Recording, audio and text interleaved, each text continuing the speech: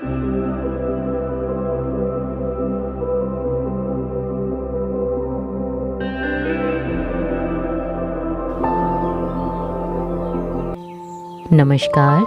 आप सुन रहे हैं सुनो कहानी यूट्यूब चैनल। आज की कहानी का नाम है लक्ष्मण रेखा।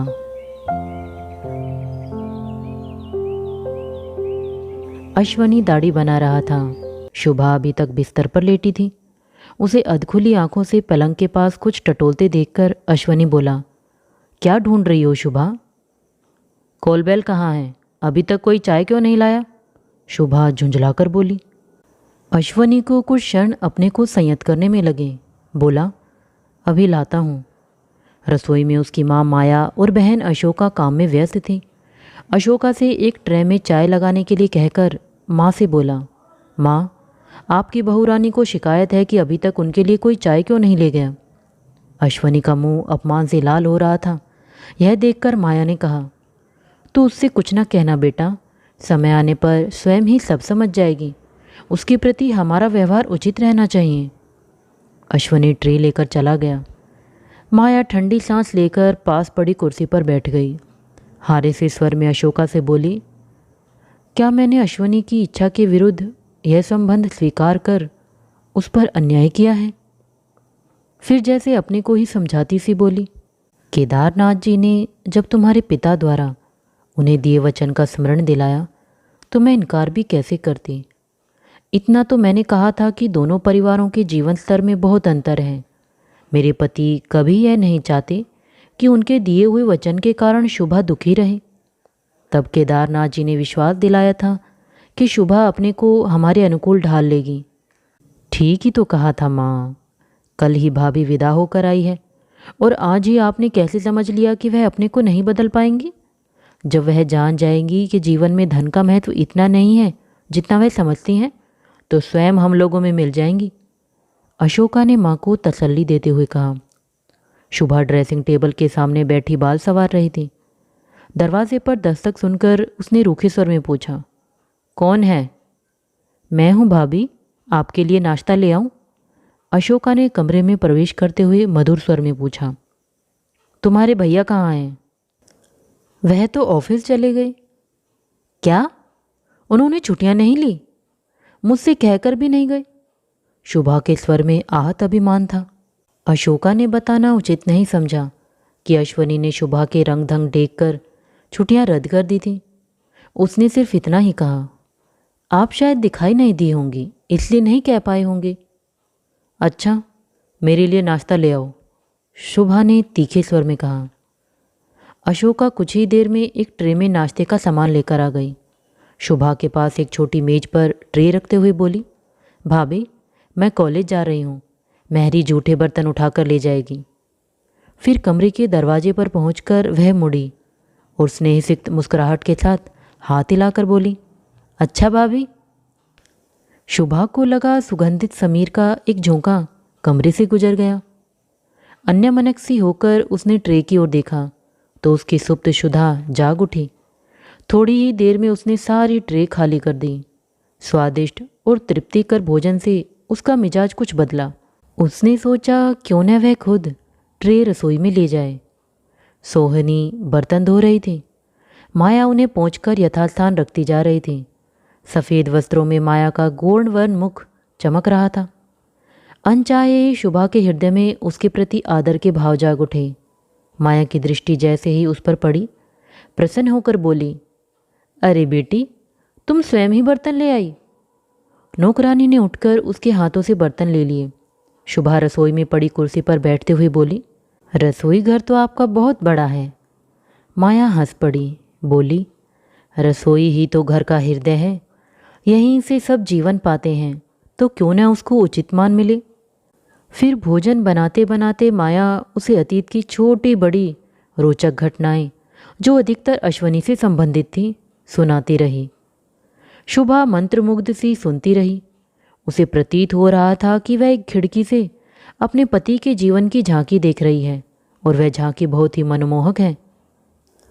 नहा धोकर तैयार होते होते शुभा का ध्यान हाल ही के कुछ बीते हुए दिनों पर खिसक गया। इस परिवार में संबंध तय होने पर वह कितना रोई थी, वह समझ ही नहीं पा रही थी कि अश्वनी अपनी सीमित आयु में उसकी आवश्यकताएं कैसे पूरी करेगा। उसके पिता अपने अनुभव की दुहाई देते हुए बार बार उसे समझाने का प्रयत्न करते कि जीवन में सबसे अधिक मूल्यवान वस्तुएं चरित्र और योग्यता है, जिनकी अश्वनी में तनिक भी कमी नहीं है। लेकिन वह तो जैसे समझना ही नहीं चाहती थी। जब पिता पर उसका कुछ जोर नहीं चला तो उसका क्रोध अपने भावी पति और ससुराल वालों पर उमड़ पड़ा। अवश्य ही उन्होंने धन के लालच में अपने से ऊंचे परिवार में संबंध जोड़ने का प्रयास किया है, किंतु शायद उन्हें नहीं पता कि इसका क्या परिणाम होता है। और इसी के फलस्वरूप वह जब से यहाँ आई है ऐसा असभ्य बर्ताव सबके साथ कर रही है। कल जब उसके आगमन के उपलक्ष्य में पार्टी हो रही थी तो वह थक जाने का बहाना कर कमरे में आकर लेट गई थी। यदि उसकी सास, ननंद अथवा पति उसके इस अभद्र आचरण पर अपना रोष प्रकट करते या उनके व्यवहार में वह खुशामद का ही आभास पा जाती तो उसे इस आत्मग्लानि से मुक्ति मिल जाती और कुछ संतोष होता। पर माया और अशोका का व्यवहार तो बिल्कुल ही सहज और सरल था, कहीं कोई किसी प्रकार की बनावट नहीं। अश्वनी पर आकर उसकी विचारधारा झटका खाकर रुक गई। एक सिहरन सी उसके शरीर में दौड़ गई। आने वाले दिनों में शुभा आश्चर्य करती उसके व इस परिवार के जीवन मूल्यों में कितना अंतर है। अनायास ही उसका हृदय अशोका से अपनी तुलना कर बैठता। हर समय हंसने और गुनगुनाने वाली अशोका को उसने कभी किसी वस्तु विशेष की कामना करते नहीं देखा, जबकि स्वयं उसकी तृष्णा तो जैसे कभी शांति नहीं होती थी। जो वस्तु जितनी दुष्प्राप्य होती उसकी इच्छा उसके लिए उतनी ही बलवती हो उठती, पर प्राप्त हो जाने पर वह प्रसन्न हो पाती, क्योंकि तब तक उसके अंदर कोई और इच्छा जन्म ले चुकी होती। यहाँ आकर ही वह जान पाई कि जीवन के प्रति अपने दृष्टिकोण पर ही हृदय की प्रसन्नता और मानसिक शांति निर्भर करती है, भौतिक उपलब्धियों पर नहीं। अशोका और अश्वनी की आपस में नोकझोंक देखकर उसे आनंद की अनुभूति होती। अश्वनी का मुक्त हास्य देखकर वह मुग्ध सी हो जाती। सोचती, यदि कभी वह उससे भी इसी प्रकार हंस हंस कर आत्मीयता से बातें करे तो, और उसका शरीर रोमांचित हो उठता, पर दूसरे ही क्षण उस पर उदासी छा जाती। यह सुख तो उसने स्वयं अपने व्यवहार से खो दिया। पहले ही दिन से अश्वनी में जो अलगाव उसके प्रति उत्पन्न हो गया था वह बना ही हुआ था। शाम का समय था। शुभा माया को खाना बनाने में सहायता देने की बजाय कुछ बाधा ही डाल रही थी। तभी अशोका ने आकर बताया कि उसकी चचेरी बहन अमिता अपने पति प्रबोध के साथ आई है। उल्लसित शुभा हाथ का काम छोड़ दौड़कर बहन से लिपट गई। विवाह के पश्चात यह पहला अवसर था जब उसके पिता के घर से कोई उसकी ससुराल आया था। अश्वनी और सारे परिवार ने जिस प्रकार अमिता और प्रबोध का सत्कार किया उससे शुभा गदगद हो गई। अमिता का विवाह एक बड़े उद्योगपति के पुत्र से हुआ था, लेकिन इस समय शुभा के हृदय में भी किसी प्रकार की हीन भावता ने सिर नहीं उठाया।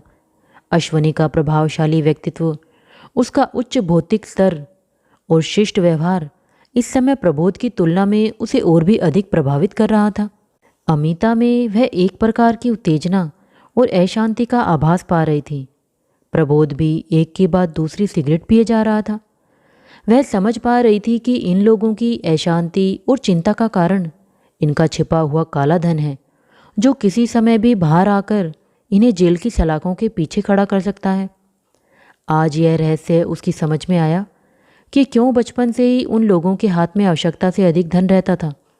इसी धन की अधिकता के कारण स्वयं उसी के परिवार में अधिकतर युवक और युवतियां दुर्व्यसनों में पड़ गए थे, जिनको वह अपनी धनाढ्यता की निशानी समझकर गर्व करते थे।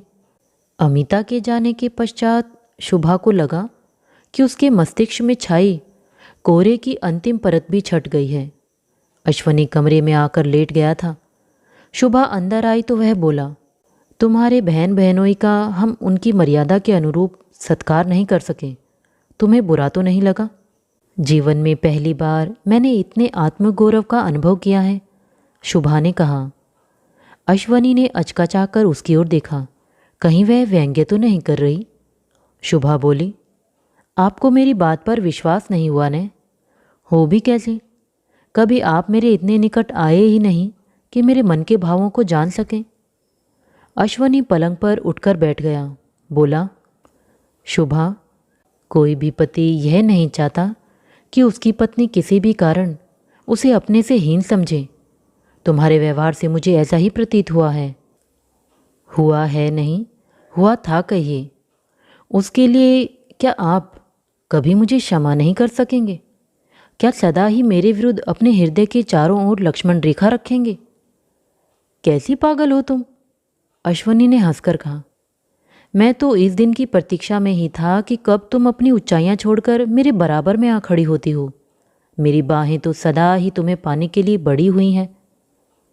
और शुभा उन बड़ी हुई बाहों में समा गई।